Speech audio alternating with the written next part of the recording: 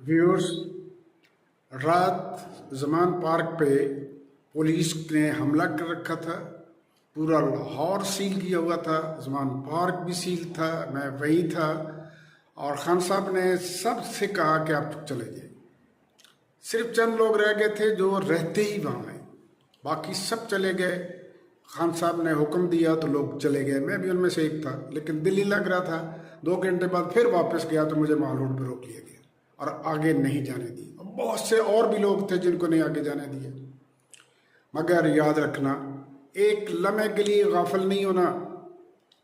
किसी भी वक्त कोई बुरी बात मिल सकती है, बुरी खबर मिल सकती है। मंसूबा बन चुका है कि किस तरह खान साहब को निकालना है, और वो मंसूबा मेरे वीलॉग में आप सुन सकते हैं। इसके साथ याद रखना, उसे तनहा